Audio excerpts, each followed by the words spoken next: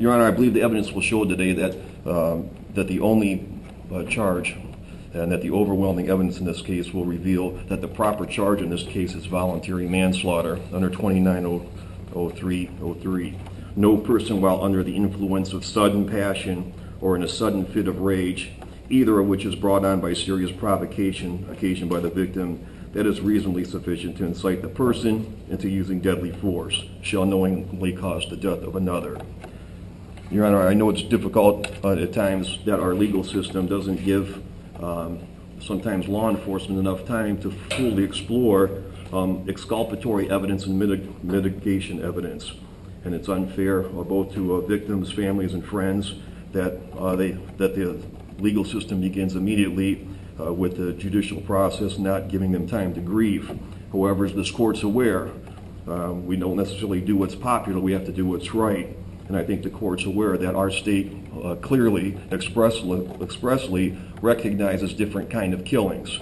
In this case, it's not a dispute that the defendant took the life of Holly Dembi. The issue will become before a jury of his peers whether or not there was an affirmative defense. The evidence at this point in time shows that there's overwhelming evidence that he is a classic battered male. Now, ironically, in the state of Ohio, our statute is called battered women. It's a battered women syndrome, which is an affirmative defense. Clearly, the court would be aware that this also applies to a male. He is the classic mold. He's a physically fit person. He's a United States Marine, served his country in the Army Reserves. He's physically fit.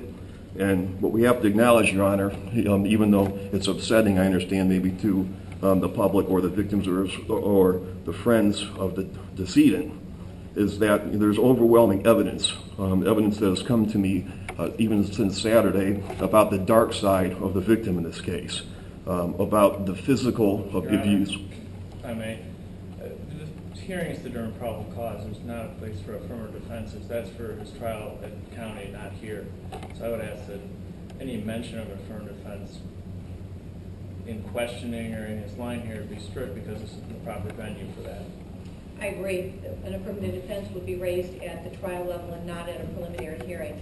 So we're going to limit the testimony today to the state's presentation of evidence as to whether there is probable cause to believe that murder in violation of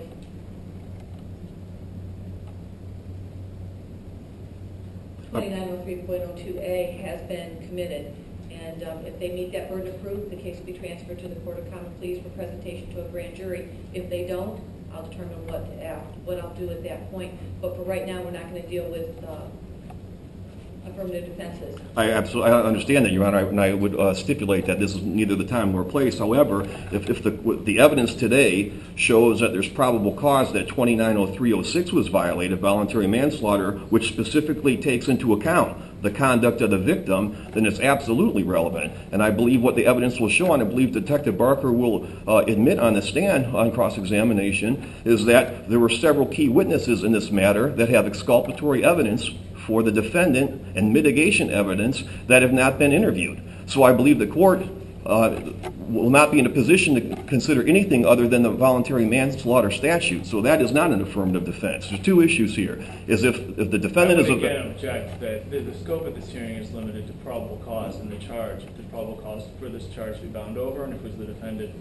who is in fact the person who committed the crime. Any questioning outside of, the questions directly on that issue is a fishing expedition. And if he wants to build a case for defense of the county, that's his right and that's his duty. But this isn't the forum for that. I agree. I'm going to limit this to a probable cause hearing for whether the offense of murder has been committed here.